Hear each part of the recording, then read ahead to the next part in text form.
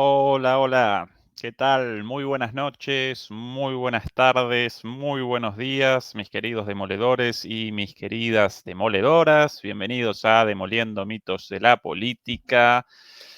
En vivo, número 41, 41ª transmisión, 11:08 de la noche aquí en Berlín. Por ahí algunos comentarios refunfuñando por mi impuntualidad a propósito de los premios de MP, los premios Demoliendo Mitos de la Política de la transmisión del domingo pasado por los 50.000 suscriptores. Sin lugar a dudas, entre los nominados para el analista más impuntual aparezco únicamente yo y posiblemente como el ganador del premio a la impuntualidad también.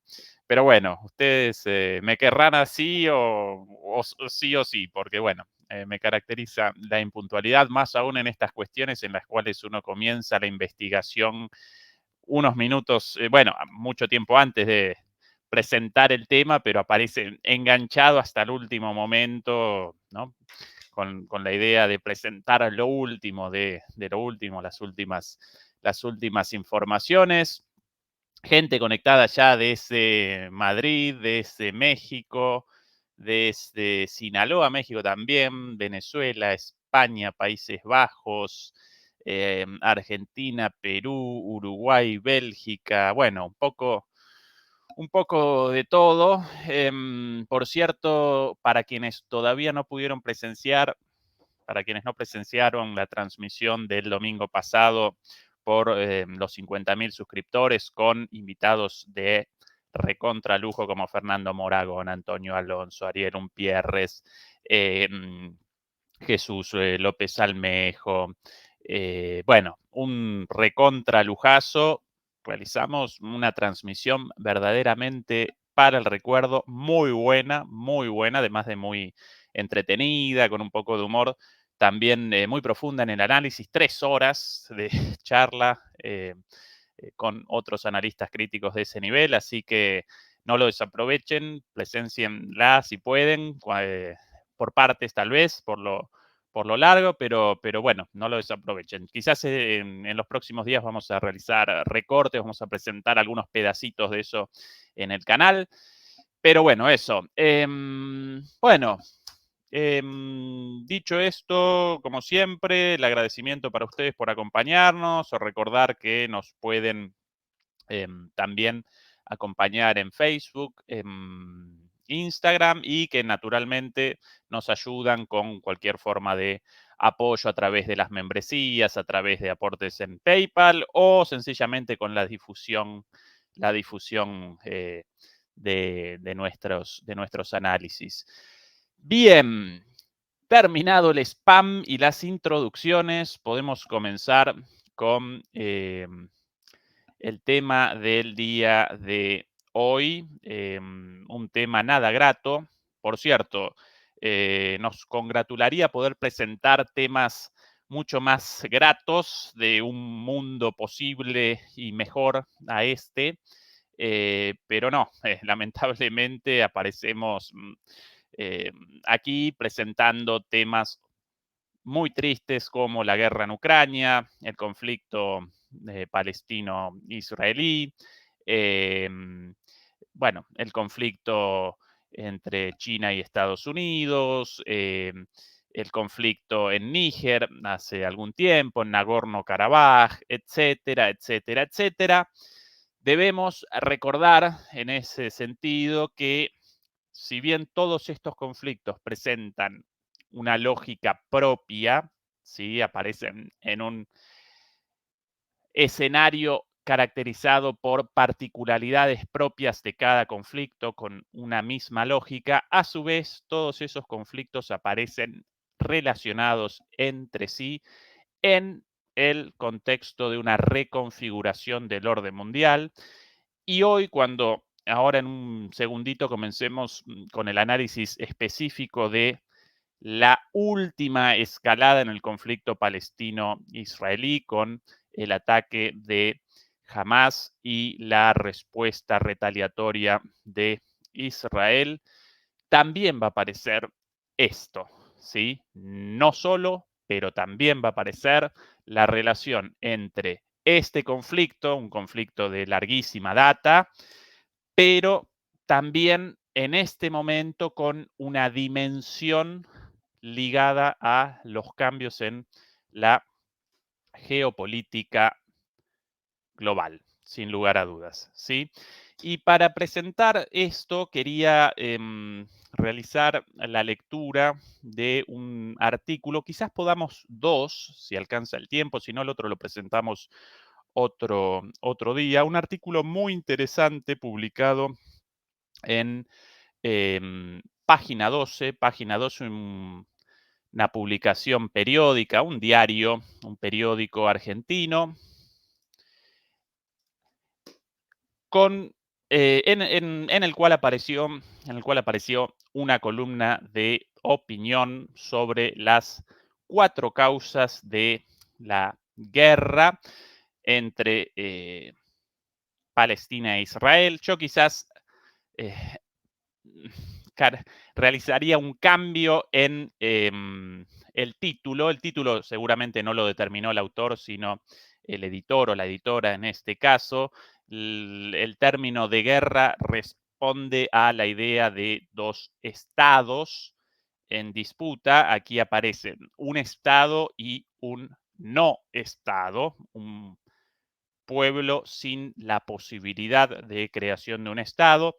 Pero más allá de esto, la columna esta presenta 4 causas detrás de esta escalada en el conflicto muy interesantes sobre las cuales podemos deliberar más en profundidad.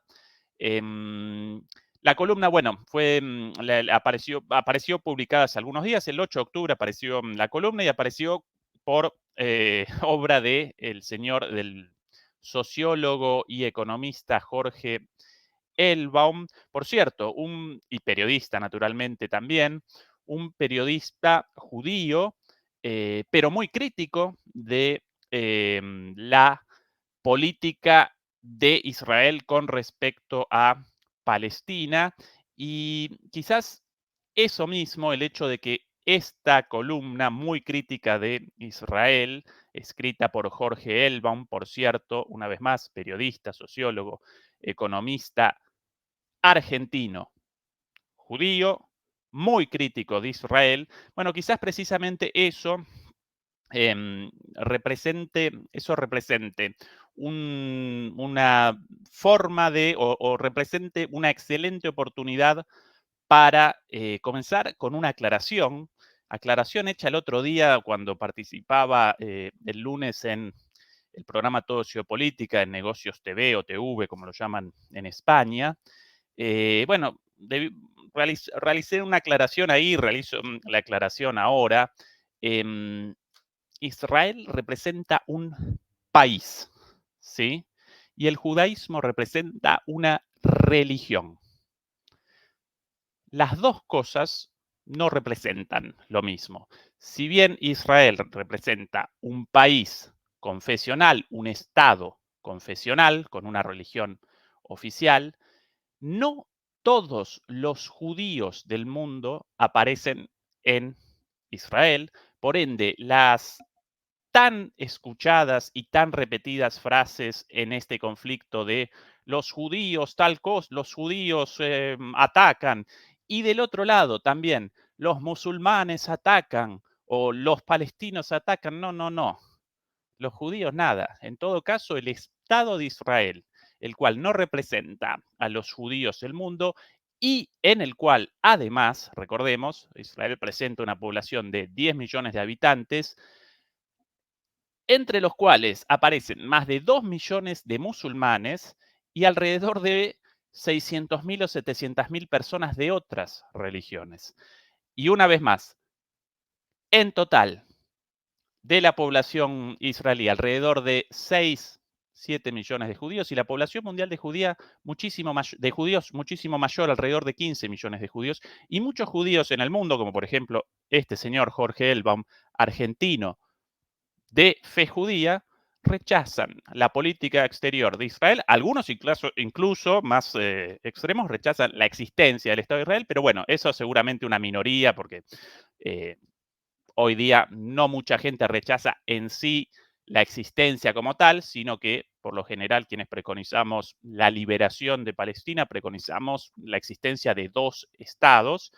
Pero bueno, eso, quiero realizar esa distinción. Una cosa Israel, un estado confesional, sí, pero un estado, otra cosa los judíos, y de la misma manera, una cosa jamás un grupo político militar de Palestina, otra cosa Palestina con mucha gente no participó, con su mayoría no participante o no militante en Hamas, y otra cosa los musulmanes, un grupo muchísimo mayor de alrededor de 1.500 millones de personas. Entonces, antes de comenzar, me ayuda justamente la, la religión del autor de esta columna como una demostración de las diferentes dimensiones y las diferentes cuestiones, lamentablemente, entre tanta ignorancia, confundidas, a veces maliciosamente confundidas, y de llamar a esto o de conceptualizar el conflicto palestino-israelí como un conflicto entre musulmanes y judíos,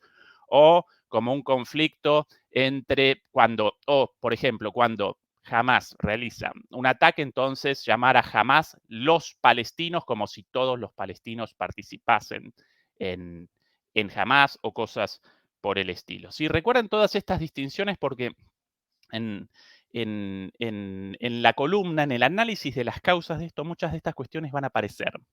¿Sí? Relativas a las disputas internas y a las diferenciaciones a ambos lados de este conflicto, más allá de las generalizaciones ignorantes y muchas veces maliciosas de los judíos, los musulmanes, los árabes. No, no, no. Acá debemos realizar diferenciaciones entre distintas cosas en un conflicto complejo y, bueno, lamentable y caracterizado sin lugar a dudas por la opresión de un pueblo sin la posibilidad del establecimiento de su propio Estado, pero también de ataques terroristas contra civiles de todas formas condenables y rechazables, como muchos de los vistos en estos últimos días. ¿Sí? Así que, bueno, comencemos con la lectura de este artículo más que interesante. Israel y Gaza, un análisis de las 4 causas de la guerra. ¿Por qué se produjo el bombardeo de Israel a Palestina? Los 4 motivos de la guerra entre Israel y Palestina, desde la ausencia de una solución política hasta la competencia entre Hamas y la Autoridad Nacional Palestina, pasando por factores geopolíticos y la política de Israel en seguridad nacional. Comencemos con el análisis de las causas. La nueva escalada del conflicto entre Hamas e Israel se explica por varios factores combinados. Hamas e Israel, no Palestina e Israel, no todos los palestinos en Israel. Primer factor explicativo de este conflicto. El primero, de índole estructural, el más importante, el general, se vincula a la ausencia de una solución política soberana respecto a la población palestina, que se encuentra sojuzgada y dividida entre la Franja de Gaza al sudoeste y Cisjordania al este. La franja está casi sitiada y Cisjordania sufre una ocupación militar junto al robo permanente de sus territorios y reservas de agua por parte de colonos judíos supremacistas. Una vez más, la primera causa, la causa estructural, la causa de fondo, la falta de una resolución política a la cuestión de el establecimiento de un Estado palestino, cuyo pueblo, cuya nación aparece literalmente sojuzgada y dividida entre la Franja de Gaza al sudoeste y Cisjordania al este. ¿Sí? Así comenzamos y comienza Elbaum esta columna. La franja está cuasi sitiada, la Franja de Gaza parece militarmente rodeada, ahora sin electricidad, sin agua y sin suministros, y Cisjordania sufre una ocupación militar junto al robo permanente de sus territorios y reservas de agua por parte de colonos judíos supremacistas. Primera cuestión para contextualizar, ¿sí? Este es el contexto del conflicto. Segundo factor. El segundo factor se relaciona con los movimientos geopolíticos del mundo árabe que, en forma progresiva, dejan de lado la causa de la soberanía palestina, restringiendo la presión sobre Israel para contribuir a una solución política.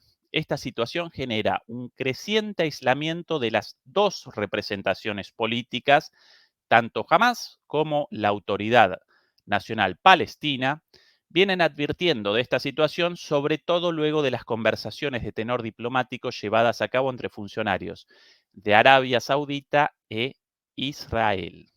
Recuerden esto lo presentamos aquí, el acercamiento en los últimos meses de Arabia Saudita e Israel, lo cual genera mucho rechazo entre los palestinos, ahora sí, en general, tanto los representados políticamente por Hamas como los representados políticamente por Fatah, como así también por Irán, por ejemplo, y otros sectores contrarios a un acercamiento de países árabes a Israel en el marco de una resolución de sus eh, diferencias. ¿Sí? Otro de los factores, entonces, el factor geopolítico para el ataque en este momento. Próximo párrafo. La iniciativa militar de Hamas pretende limitar esa convergencia y obligar a los gobiernos islámicos y árabes a alinearse de forma unívoca con el derecho a la autodeterminación y el establecimiento de un Estado de pleno derecho. Bueno, lo dicho, este acercamiento rechazado por las fuerzas políticas palestinas determina que quienes rechazan esto quieran generar un encolumnamiento detrás de la causa palestina, en el caso de Hamas, a través de una confrontación directa con Israel, lo cual genera un llamamiento a todos estos grupos al encolumnamiento detrás. Ejemplo de esto, la reacción inmediata, por ejemplo, de Hezbollah en apoyo a esto. Ejemplo de esto, el apoyo indirecto de Irán, aunque formalmente rechazó el apoyo directo a los ataques de Hamas, pero esa la estrategia detrás o el objetivo detrás de estos ataques de Hamas. Tercer elemento explicativo, tercer elemento causal. El tercer elemento causal se inscribe en la competencia entre la Autoridad Nacional Palestina, comandada por el Fatah, y Hamas. Estos últimos buscan, a través de acciones militares, obtener el liderazgo y constituirse en el único referente tanto de Gaza como de Cisjordania. Según los acuerdos de Oslo de 1993, Gaza se encuentra bajo la Autoridad Nacional Palestina, que se define como laica y progresista. Sin embargo, dicho territorio, limítrofe con el Mediterráneo, es controlado de facto por Hamas desde julio de 2007. Su líder es Ismail Haniyeh, quien expresa la convergencia entre política y religión heredada de la tradición de los hermanos musulmanes. Una vez más, lo vamos a presentar aquí con un mapita, más sencillamente. Los territorios del Estado de Palestina, al menos en su forma actual, el Estado no constituido de Palestina, aparecen divididos en dos partes, ambas sitiadas militarmente por Israel, una de ellas también ocupada en cierta medida. Aquí lo presento a continuación. Debo abandonar por un segundito, naturalmente, esta pestaña para presentar esto de aquí. Bien, aquí Cisjordania a la derecha aparece, ¿verdad? Y aquí Gaza. De Cisjordania, todas las partes no marcadas en rojo, no mostradas en rojo, aparecen bajo control de Israel o de colonos israelíes, a pesar de su ubicación dentro de Cisjordania, reconocido como territorio palestino ocupado por Israel. ¿Sí? Esa es la división. A un lado, aquí, si bien formalmente todos estos territorios aparecen gobernados por la Autoridad Nacional Palestina, comandada por la fuerza política Fatah, desde 2007 esta franja de aquí, bueno, fue conquistada políticamente por la fuerza política opositora a Fatah y a la Autoridad Nacional Palestina, fuerza política denominada Hamas, política y militar. Fatah, por un lado, presenta una línea ideológica de centro-izquierda con el objetivo de generar un acuerdo de paz, eh, una resolución política al conflicto de fondo, mientras que Hamas presenta una línea islamista en el sentido de la promoción del Islam como forma política de gobierno, ¿sí? No realizan una diferenciación, no realizan una distinción entre religión y Estado, como efectivamente tampoco la realizan los hermanos musulmanes provenientes de Egipto principalmente, y presentan una línea de derecha y religiosa, ¿sí? Por un lado, laicos y progresistas a favor de una resolución política, Al-Fatah, a cargo de Cisjordania en la práctica, hasta 2007 a cargo también de la Franja de Gaza, pero desde 2007 la Franja de Gaza tomada por una fuerza política conservadora, muy conservadora naturalmente, de derecha, religiosa, eh, sin diferenciación entre política y religión, llamada Hamas, la cual directamente motoriza una resolución armada del conflicto de fondo. ¿Sí? Esa la división entre ambas fuerzas y entre ambos sectores de los territorios palestinos. Lo quería presentar con un video solamente como forma de ilustración de esto. ¿Sí? Bien, además de gobernar la franja de Gaza, jamás pretende con estas acciones persuadir a la mayoría de los palestinos que tienen residencia en Cisjordania, en los otros territorios, de que su proyecto militar es el único viable.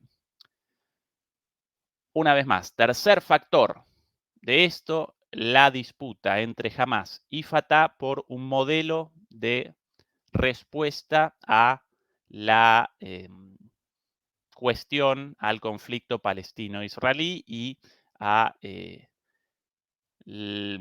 cercenamiento o la negación del derecho a la autodeterminación y al establecimiento de un Estado israelí. Me acompañan hasta aquí en el análisis?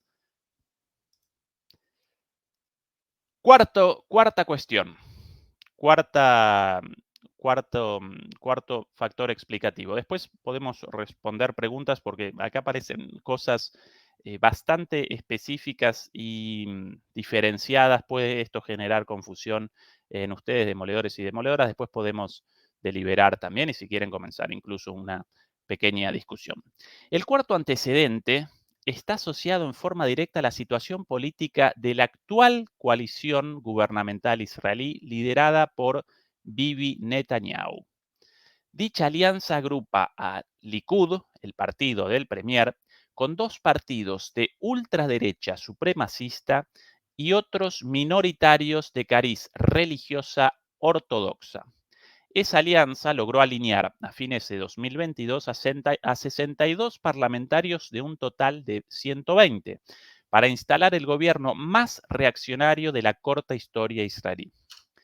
En su tercer periodo como primer ministro, después de haber ocupado el mismo cargo entre 1996 y 1999 y entre 2009 y 2021, Netanyahu buscó limitar las competencias de la Corte Suprema de Justicia mediante leyes que fueron aprobadas por su exigua mayoría. Esa ofensiva, orientada a viabilizar un control total de la institucionalidad, originó una serie de manifestaciones repetidas cada fin de semana, todo esto en Israel, desde enero hasta la actualidad. Los cuestionamientos contra Netanyahu expresados en las movilizaciones buscaron impedir la imposición de legislaciones promovidas por la alianza de la derecha y la ultraderecha para limitar la autonomía de la justicia, restringir las libertades individuales y afianzar el modelo de apartheid propuesto por su coalición contra la población no judía. Esa ruptura de consensos internos al interior de Israel fue leída por los activistas de Hamas como una ventana de oportunidad para proyectar las actuales iniciativas militares sobre las fuerzas militares y la población civil. Sin embargo, las acciones militares llevadas a cabo por Hamas volverán a unificar a la sociedad civil israelí detrás de la bandera fundacional de la seguridad nacional. Israel cuenta con una población de casi 9,5 millones de habitantes, de los cuales una cuarta parte son musulmanes. Palestina, por su parte, cuenta con 5 millones de habitantes, de los cuales 2 millones viven en la franja. La situación bélica que sufren esos 15 millones de habitantes beneficia tanto a Netanyahu como a los sectores integristas islámicos.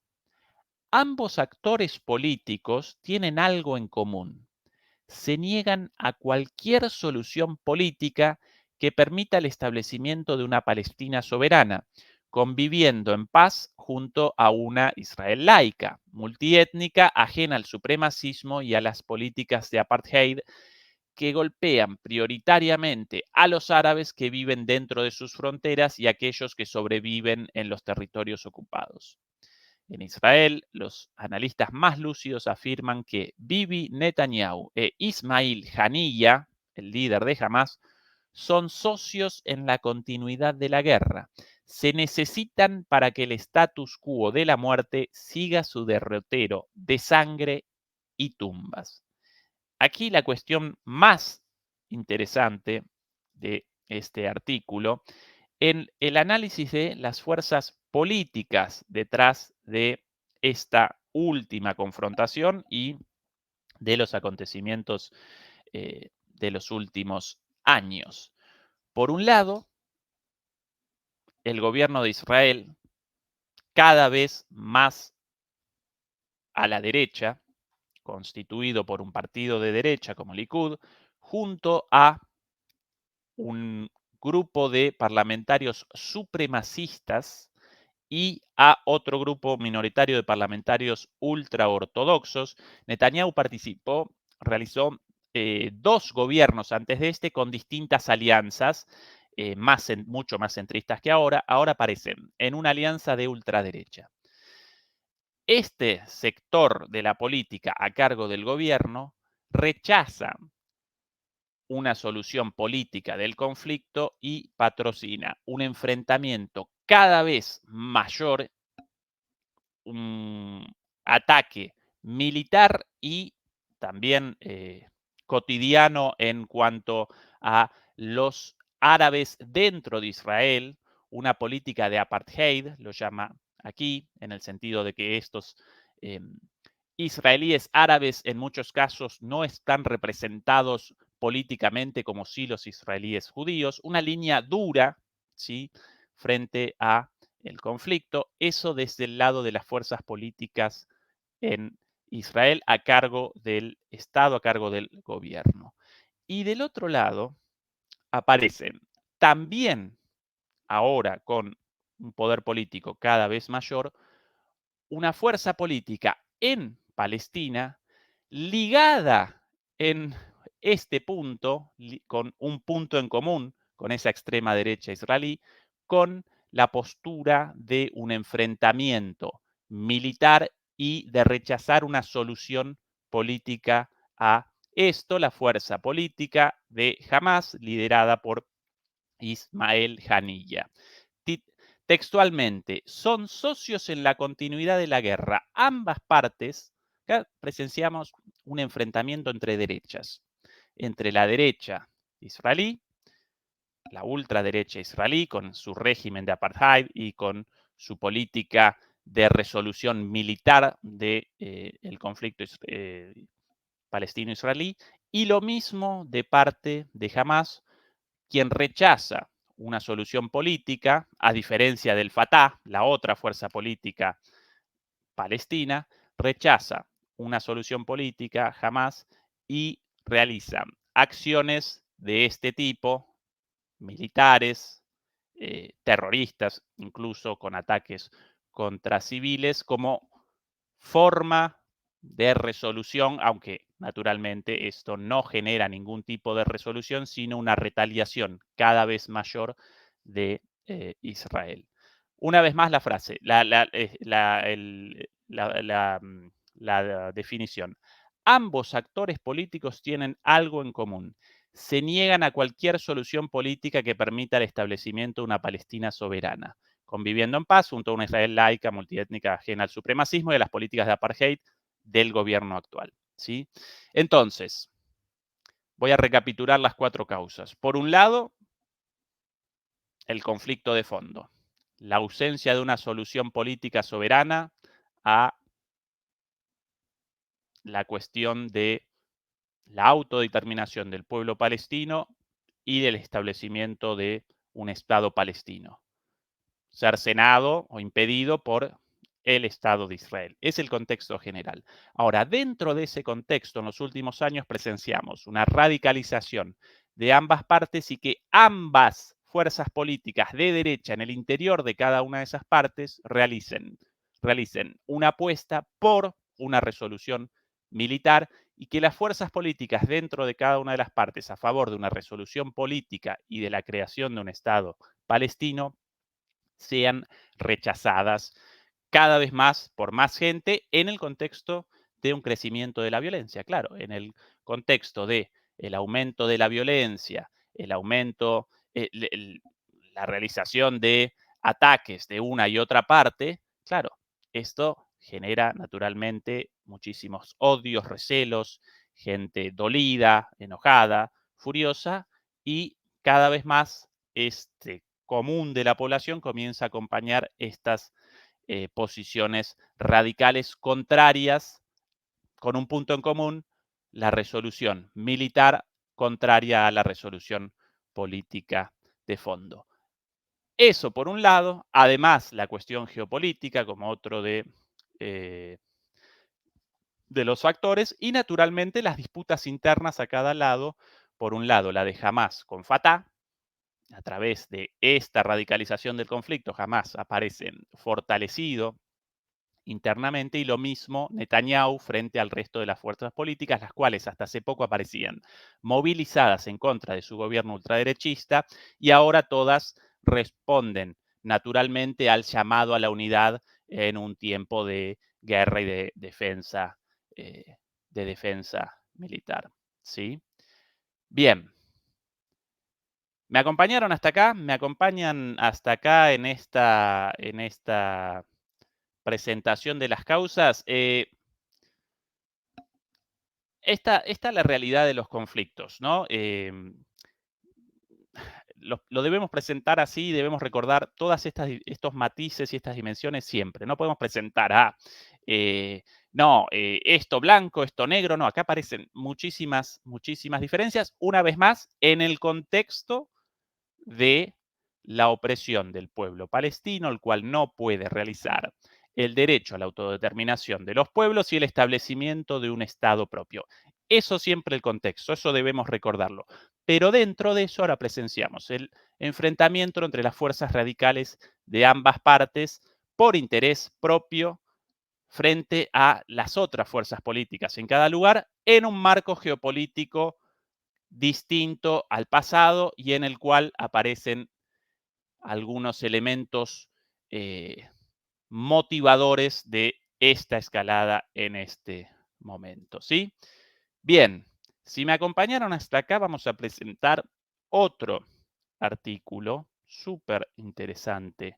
También esto tomado de la página del querido Atilio Borón, amigo del canal, ex profesor mío, Ya lo vamos a llamar de nuevo a Atilio para que participe nuevamente aquí en el canal. Hace 1 o 2 días él presentó en su página web la traducción de un artículo de Gideon Levy, un periodista israelí también muy crítico de el gobierno israelí y de la política del Estado israelí frente a Palestina, con algunas reflexiones muy interesantes. Primero presento la introducción de Atilio a Gideon Levy y después el artículo, ¿sí? Un artículo titulado Israel no puede encarcelar, perdón, el artículo publicado primero en el Haaretz, un periódico israelí crítico, ¿sí? Titulado Israel no puede encarcelar a 2 millones de personas en Gaza sin pagar un cruel precio por ello. Ese el artículo. Puedo presentar solo muy rápidamente la portada de el artículo original publicado en inglés. El periódico Haaretz, un periódico israelí publicado en inglés. Acá el título, siempre nosotros con las fuentes originales. Traducción: Israel no puede encarcelar a 2 millones de habitantes en Gaza sin pagar un precio cruel, ¿sí? Bueno, aquí uno no puede la lectura, pero gracias a la traducción publicada por Atilio Borón, sí, así que vamos a presentar esa nuevamente.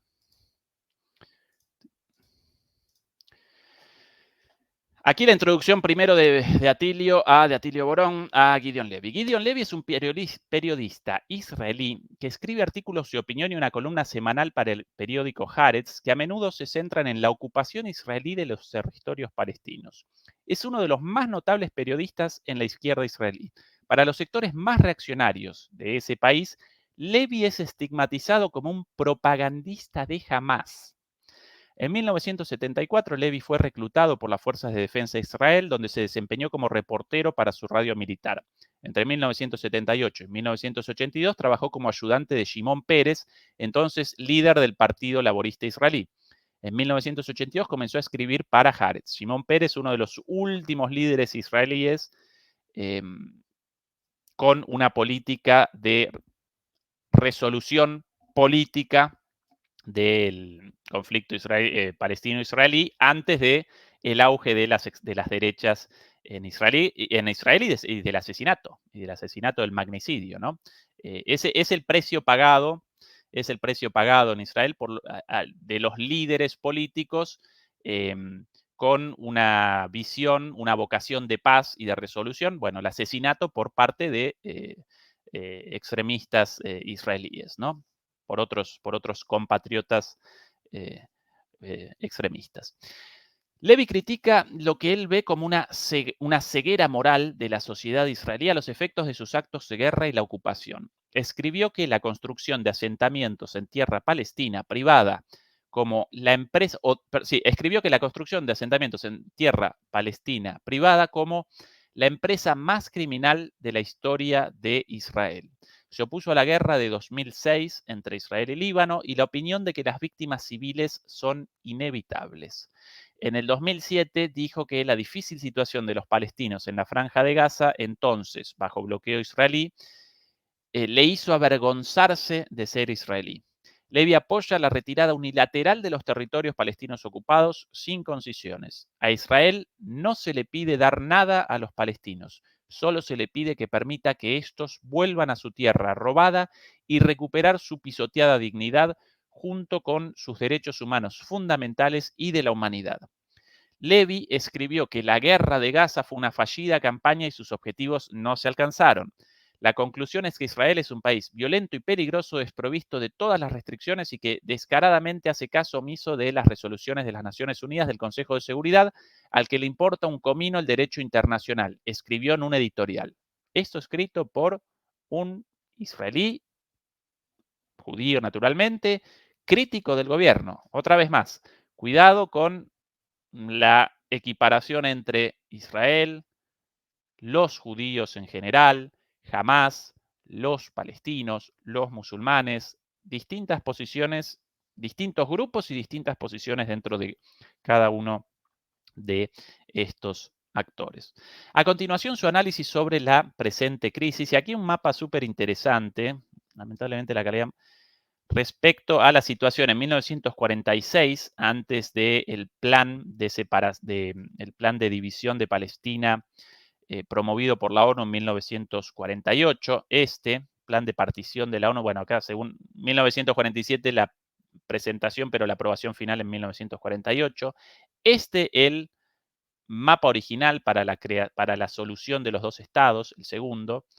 El primer mapa, el mapa antes de el final de de la ocupación británica, ¿sí? De la colonia británica, de los territorios eh, tomados por los británicos, a su vez tomados de el Imperio Otomano, si no recuerdo mal, no recuerdo mal exactamente si en 1912 o en 1916, por esa época, tomados por los británicos, convertidos en Polonia y en Colonia, y en ese entonces la población en árabe o la población palestina y las comunidades judías aparecían como a la izquierda, presentaban esa distribución. Finalmente la ONU determinó esta distribución para la creación en el a partir del 48, finales del 47, finales del 47, los últimos días de diciembre del 47 e inicios del 48, terminada la ocupación colonial británica, el plan de división, de distribución.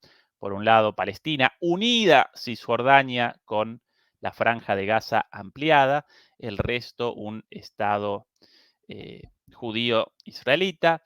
Esto después de la guerra de los 6 días en 1967, con la toma finalmente, después de la derrota de los países del Frente Panarabista, liderado por Egipto principalmente, derrotados. Entonces Israel realiza avances, el más importante de ellos, uno de los más importantes, sobre la ciudad capital.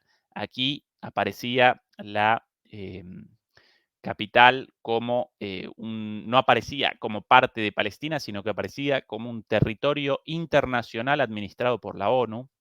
Aquí, ¿sí? Quizás podemos presentar esto un poquito mejor con otro mapa. Bueno, por ahora lo presentamos aquí. Está naturalmente la ciudad de Jerusalén. ¿Sí? Inicialmente, si bien acá aparece, en este mapa aparece en verde, debería aparecer de otro color, tanto la ciudad, bueno, acá debería aparecer de otro color, como una ciudad administrada por la ONU, ni de los palestinos ni de los israelíes, pero con acceso a todos, de todos ellos, a los lugares sagrados, incluso de los cristianos también. Bueno, esto después del 67, la guerra de los 6 días, y esta es la situación actual ahora. El mapa de la derecha, con Gaza reducida y Cisjordania semiocupada entre colonos y distintas formas de ocupación de Israel. ¿Sí? Bien. Vamos a comenzar la lectura del artículo. Hasta acá la introducción de Atilio Borón a esto. Me van acompañando por ahí, ¿verdad? Sí. Bien, Israel no puede encarcelar a 2 millones de personas en Gaza sin pagar un cruel precio, por Gideon Levy. Detrás de todo esto está la arrogancia israelí. Pensamos que tenemos permiso para hacer cualquier cosa y suponer que nunca pagaremos ni seremos castigados. Y pensamos que seguiremos y nada nos interrumpirá. Arrestaremos, mataremos, abusaremos, despojaremos, protegeremos a los colonos y sus pogromos, iremos a la tumba de José, a la tumba de Otniel, al altar de Josué, todo en los territorios palestinos y, por supuesto, al monte del templo. Más de 5.000 judíos solo en Sucot. Dispararemos a inocentes, les arrancaremos los ojos y les destrozaremos la cara, los expulsaremos, expropiaremos, robaremos, los secuestraremos de sus camas, los someteremos a limpieza étnica y, por supuesto, continuaremos con el increíble asedio de Gaza. Y supondremos que todo seguirá como si nada. Pensamos que con la construcción de una super barrera alrededor de la franja de Gaza, cuyo muro subterráneo costó 3.000 millones de shekels, con eso ya estábamos a salvo. Confiamos en que nos avisarían a tiempo los genios del 8200, Unidad de Escuchas de Inteligencia Militar, y los miembros del Shin Bet, que lo saben todo, la Policía Especial Israelí. Pensamos que moveríamos medio ejército de las cercanías de Gaza a Jabara solo para proteger las locas travesuras de Zvi Sukkot y los colonos, y todo saldría bien, tanto en Jabara como en Erez. Resulta que cuando existe una gran motivación, el obstáculo más sofisticado y costoso del mundo puede ser atravesado hasta por una simple excavadora y con relativa facilidad. Se puede, mil disculpas, se puede cruzar ese altanero muro con bicicletas y scooters, a pesar de todos los miles de millones invertidos en él y a pesar de todos los expertos y con sus contratistas enriqueciéndose. Esto también pensable para el muro promovido por Trump, pero construido también por Biden entre Estados Unidos y México. Pensamos que seguiríamos acosando a Gaza, arrojándole algunas migajas de bondad en forma de algunos miles de permisos de trabajo en Israel, una gota en el océano, y además siempre están condicionados a un correcto comportamiento, y aún así supusimos que los seguiríamos manteniendo como en una presión. Pensamos que haciendo las paces con Arabia Saudita y los Emiratos, los palestinos serían olvidados, hasta ser borrados, como les gustaría a muchos israelíes. Seguiríamos reteniendo a miles de prisioneros palestinos, incluidos prisioneros sin juicio, la mayoría de ellos prisioneros políticos, y aún así no aceptaríamos discutir su liberación, incluso después de décadas de prisión. Les diríamos que solo por la fuerza sus prisioneros verán la libertad. Pensamos que seguiríamos rechazando con soberbia cualquier intento de solución política simplemente porque no nos conviene hacerlo y pensamos que seguramente todo seguiría así para siempre. Una vez más, se demuestra que no es así. Varios cientos de militantes palestinos de Hamas atravesaron el alambrado, invadieron Israel de una manera que ningún israelí imaginó que pudieran. Unos cientos de militantes palestinos demostraron que es imposible encarcelar a 2 millones de personas para siempre sin que ello suponga un precio cruel. Así como ayer la humeante y anticuada excavadora palestina derribó la valla, la más sofisticada de todas las vallas, también desgarró el manto de arrogancia de Israel. Y también destrozó la idea de que basta con atacar y desmantelar Gaza con drones suicidas y venderlos a medio mundo para mantener la seguridad. Israel vio ayer imágenes que nunca había visto antes, vehículos militares palestinos patrullando la ciudad, ciclistas de Gaza entrando por sus puertas. Estas imágenes deben rasgar el velo de la arrogancia. Los palestinos de Gaza decidieron que están dispuestos a pagar cualquier precio por una chispa de libertad. Pero, ¿tiene esto algún potencial? No. ¿Israel aprenderá la lección? No. Ayer ya se hablaba de borrar varios enteros de la ciudad de Gaza, de ocupar la franja de Gaza y de castigar a Gaza como nunca antes se había castigado. Pero Gaza no ha dejado de ser castigada por Israel desde 1948, siquiera por un momento. Más de 7 décadas de abusos y otra vez lo peor está por venir. Las amenazas de aplanar Gaza solo prueban una cosa: no hemos aprendido nada. La arrogancia llegó para quedarse, incluso después de que Israel otra vez pagara un alto precio. Benjamin Netanyahu tiene una gran responsabilidad por lo sucedido y debe pagar los costos, pero la cuestión no comenzó con él y no terminará después de su partida. Ahora debemos llorar amargamente por las víctimas israelíes, pero también tenemos que llorar por Gaza. Gaza, la mayor parte de sus residentes son refugiados creados por Israel. Gaza, la que nunca conoció un solo día de libertad. Esto escrito una vez más por un periodista israelí llamado Gideon Levy, traducido por Larry Levy, posiblemente su hijo o algún familiar. Muy interesante esto de, a propósito de este enfrentamiento entre los sectores más radicalizados de la política a ambos lados. ¿Tiene esto algún potencial? El ataque de Hamas generará la creación de un Estado palestino. No. ¿Israel aprenderá la lección? No. ¿Rectificará Israel esto? No, quizás por el contrario, genera una radicalización. Es el producto del enfrentamiento entre las fuerzas más radicales dentro de esta situación, eh, situación de opresión, sin lugar a dudas, del pueblo palestino y el cercenamiento el impedimento de su derecho a la autodeterminación. Eso como contexto, una vez más, pero ahora, en este caso, con una fuerza como jamás, con una apuesta militar a la no resolución política y con también ataques verdaderamente condenables como los ataques contra los civiles, ¿sí?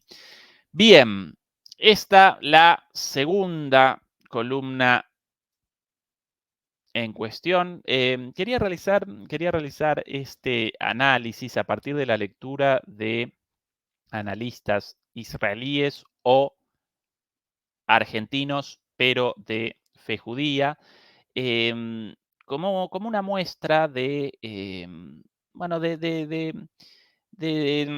la existencia de voces críticas de todos lados. Quizás la próxima vez podamos presentar alguna voz crítica también de palestinos en la próxima transmisión, como forma de realizar un análisis profundo desde las voces críticas, y no desde la barbarie de un lado, todos muertos, todos los palestinos, queremos a todos los palestinos muertos, y del otro lado queremos a todos los israelíes muertos, y la proliferación de los odios, ¿no? O esto dicho de otras maneras, como ya tantas veces he escuchado en estos últimos días en manifestaciones de apoyo a lo largo del mundo, como esto de libertad, Israel tiene el derecho a defenderse en el sentido de puede perpetrar una masacre, lo cual no aparece dentro del derecho a la defensa, y de la misma manera muchos manifestantes también escuchados por ahí con esto de libertad a Palestina, lo cual acompaño completamente, pero eso no connota de ninguna manera ataques terroristas contra civiles como las barbaridades vistas en los últimos días, ¿sí? Entonces, recogemos de cada lado las voces críticas más interesantes, más profundas, más humanistas también, y las únicas con la posibilidad de una resolución a un política a un conflicto político. Por las armas esto aparece irresoluble, como lo presenta la historia, más de 75 años de este conflicto y la situación la misma, ¿sí? Bueno, respondemos unas preguntitas. Hoy realizamos una transmisión un poquito más cortita que de costumbre. Respondemos algunas preguntas y redondeamos después la transmisión. La próxima vez ya determinamos el tema para la próxima transmisión, posiblemente el día jueves, con lo último de la guerra en Ucrania, algunas novedades más que interesantes, por cierto, y no solo eso, sino que este sábado, además, vamos a realizar una charla con Juan Antonio Aguilar. Una vez más, nos va a acompañar aquí con una charla el día sábado a las 11 horas de la noche, y el domingo, como siempre, eh, con Fernando Moragón, como todos los domingos, ¿sí? Preguntas por ahí. Preguntas por ahí. Interesante esta. Jamás lo financió Israel para hacer contrapeso a la OLP. Bueno, esa precisamente, esa es la cuestión. ¿Qué quería la OLP? La OLP quería la Organización por la Liberación Palestina, un movimiento pro-árabe para la formación de un Estado palestino laico, ¿sí? Árabe en el sentido del idioma árabe y de la cultura árabe, pero un idioma laico, y una resolución de dos estados, ¿sí? El momento más cercano a las negociaciones en Camp David en el 93, si no recuerdo mal, hasta que los sectores reaccionarios y radicales de ambas partes con ataques entre sí, desactivando la posibilidad de un acuerdo entre ambas partes, ¿sí? Por eso, bueno, muy posiblemente jamás fuera patrocinado inicialmente por sectores de la derecha israelí para generar un contrapeso y, una vez más, una situación de enfrentamiento total y absoluto, sin perspectivas de resolución política del conflicto, entre sectores cómodos con la guerra y cómodos con la muerte, tanto por un lado Hamas como el gobierno de ultraderecha de Netanyahu, ¿sí? Bien, próxima pregunta por aquí. Próxima pregunta, alguna más interesante por aquí.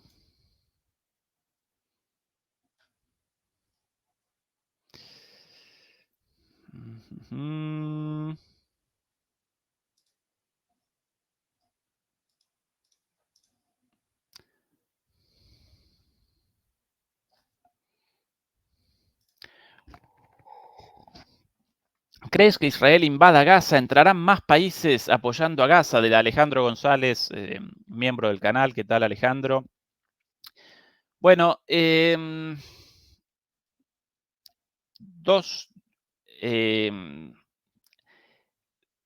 50 y 50 las chances. ¿Qué chances a favor? Bueno, la búsqueda de una retaliación total y absoluta. Ya comenzaron los bombardeos indiscriminados, ya más o menos 900 muertos, alrededor de 1.200 muertos israelíes o en Israel, porque también muertos de otros países, y ya 900 palestinos, pero obviamente contabilizaremos muchos más muertos palestinos al final de este conflicto, porque esa siempre la proporción y esa siempre la desproporción de las respuestas.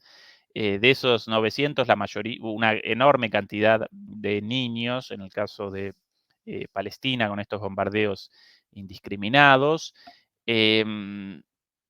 Bueno, las chances a favor, precisamente la destrucción de Gaza, el debilitamiento de Gaza, en el marco de de un sitio ya iniciado de Gaza, sitio por la costa, marítimo y sitio territorial, naturalmente, sitio terrestre. También con la interrupción del suministro de mercaderías, de mercancías, pero también de electricidad y de agua potable, nada más y nada menos, lo cual abiertamente representa una violación al derecho internacional, sin lugar a dudas. Entonces, bueno, en cuanto al deseo del gobierno de Netanyahu de la invasión, sin dudas. Ahora, una invasión connotaría un costo enorme para las Fuerzas Armadas israelíes en un escenario de 300 kilómetros cuadrados y 2 millones de personas, un escenario urbano muy difícil para el combate, y eso generaría muchísimos costos en cuanto a las Fuerzas Armadas israelíes. Naturalmente, los líderes de Hamas aparecen protegidos en búnkeres 3 o 4 pisos debajo de la tierra, y quienes aparecen arriba, la población civil palestina, ¿verdad? Así que ni siquiera con muchísimo sentido desde el punto de vista militar la invasión. Por eso eso cercena las chances de una invasión. Por eso para mí aparecen en un 50 y 50, pero la situación todavía abierta, ¿sí? La situación todavía abierta y no definido del todo. Lo que sí seguro, la continuidad de los bombardeos y el sitio eh, de, de la Franja de Gaza.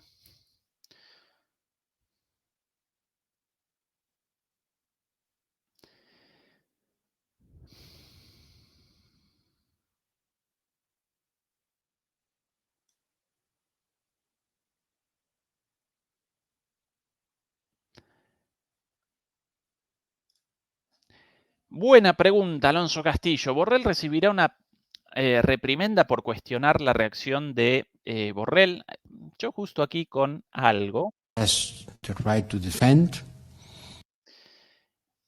el video de la respuesta. La Unión Europea determinó que no va a abandonar las ayudas a Palestina a pesar de mucha presión hasta el momento, las ayudas humanitarias, ¿no? Nada más y nada menos.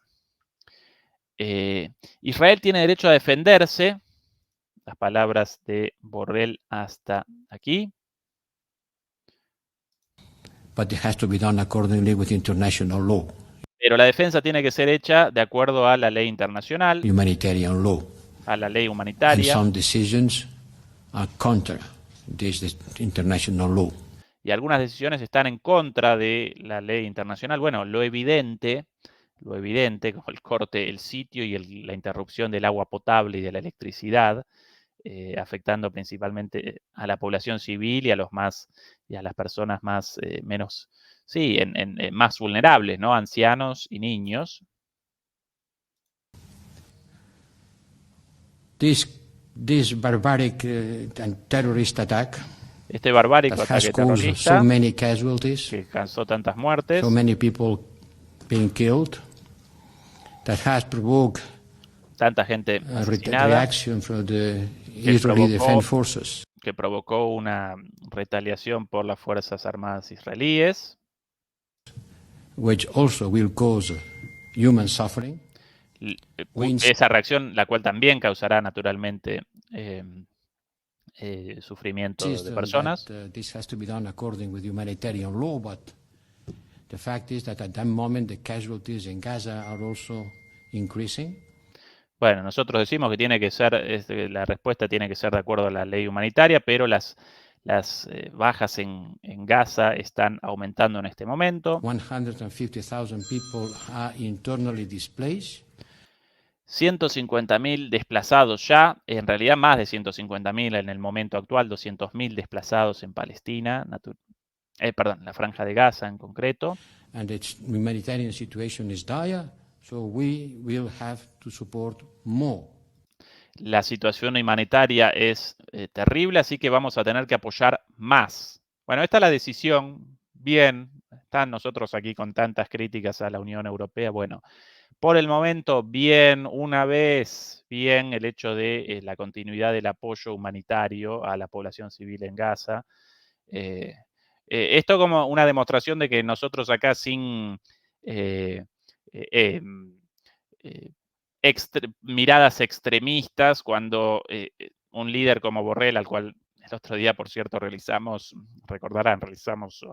una votación sobre los líderes más impresentables del mundo libre y él apareció primero, un líder impresentable como Borrell con respecto a Ucrania. Bueno, en este caso está realizando una decisión correcta y nosotros, fiel a nuestra postura de acompañar la línea humanista, pacifista, de protección de la sociedad, de la población civil. Bueno, cuando finalmente realizan una decisión correcta, bien, la acompañamos, ¿sí? Lo cortés no quita lo valiente. ¿Recuerdan esa frase? Bien. Not less, more. It was a clear distinction between Hamas, the Palestinian people, and the Palestinian Authority. Bueno, queremos hacer una distinción entre Hamas, el pueblo palestino y la autoridad palestina, Fatah. We consider Hamas a terrorist organization and consideramos a Hamas una organización terrorista. Y estas acciones muestran que actúan como tales, como terroristas. But the Palestinian Authority is another thing. Pero la autoridad palestina es otra cosa. The Palestinian Authority is our partner. We don't deal with Hamas, but yes, we support and we deal and we work together with the Palestinian Authority. Bueno, la autoridad palestina es nuestro aliado y no negociamos con Hamas, pero sí establecemos relaciones con la autoridad palestina. And not all the Palestinian people are terrorists. Y no todos los palestinos son terroristas. Bueno, todas estas obviedades, en cualquier otro contexto, todo esto es una obviedad, pero en un contexto tan exacerbado como el actual, acá Borrell aparece como debería, como el jefe de la diplomacia europea, ¿no? Como debería siempre. sorpresivo, pero bueno. So a collective punishment against all Palestinians Por eso, un castigo will colectivo a todos los be palestinos unfair sería and injusto unproductive. e improductivo. Overwhelming majority, with maybe 2 or 3 exceptions, of the member states stating clearly that the cooperation with... Bueno, todos los países de la Unión Europea acompañan esta postura. Bueno, la cuestión ahora, esto en respuesta a la pregunta de Alonso Castillo, Borrell recibirá una reprimenda por cuestionar la reacción de Israel. Bueno, la cuestión ahora, el aguante, la fuerza de la Unión Europea con esta posición frente a la presión de Estados Unidos y de los sectores más duros de la política israelí de abandonar el apoyo humanitario, una vez más, el apoyo humanitario a Palestina. Eso va a determinar verdaderamente la naturaleza de la respuesta europea, si efectivamente tan noble como esta respuesta o finalmente no. Pero bueno, eso lo determinará el tiempo. Bueno, queridos demoledores, queridas demoledoras, hoy realizamos una transmisión un poquito más cortita que de costumbre. Recuerden que mañana o pasado mañana vamos a realizar una transmisión nuevamente sobre la guerra en Ucrania y la relación de Ucrania con Europa y con Estados Unidos, con algunas novedades más que interesantes. El sábado, una vez más, charla con Juan Antonio Aguilar y el domingo, charla, como siempre, con Fernando Moragón. Acompáñennos, por favor, con los likes. Por ahora, bastante poquitos con respecto a la cantidad de personas conectadas. Así que, por favor, ese es nuestro pedido desde acá. Muchas gracias, Beatriz, como siempre, por la moderación del chat. Y dicho esto, hasta la próxima transmisión. Hasta pronto. Chao. Hasta luego.